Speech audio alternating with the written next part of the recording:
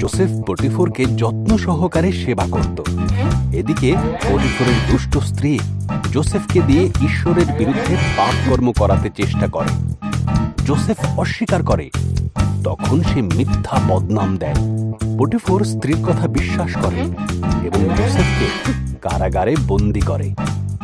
কারাগারে ফরৌনের দুই দাসের সাথে জোসেফের পরিচয় হয়। তাদের প্রত্যেকের একটি করে স্বপ্ন ছিল। ঈশ্বর জোসেফকে সেই সব স্বপ্নের অর্থ দেখান।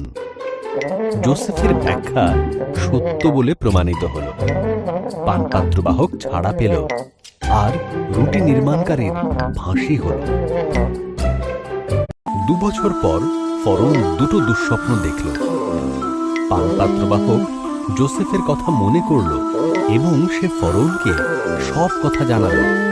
তখন ফরৌন জোসেফকে ডেকে পাঠাল এবং তার স্বপ্নের কথা বলল।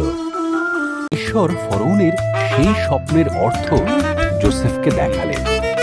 জোসেফ বলল, 7 বছর প্রচুর শস্য উৎপাদন হবে, তাই প্রচুর শস্য মজুত করে রাখতে হবে, কারণ তার পরের 7 বছর দুর্ভিক্ষ হবে।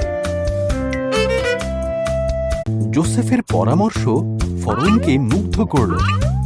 সুতরাং সে জোসেফকে সমস্ত খাদ্যশস্য মজুত করার দায়িত্ব দিল।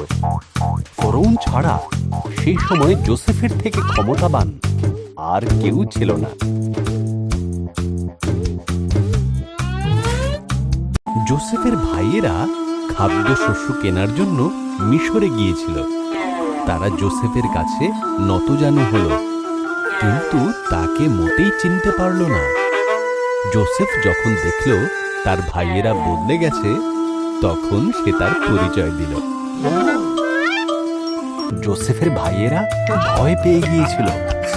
জোসেফ তাদের বলল, তোমরা আমার ক্ষতি করতে চেয়েছিলে, কিন্তু ঈশ্বর তার পরিবর্তে ভালোই করলেন। আমাদের পরিবারের সবাইকে মিশরে নিয়ে এসো, এখানে খাবারের কোনো অভাব নেই।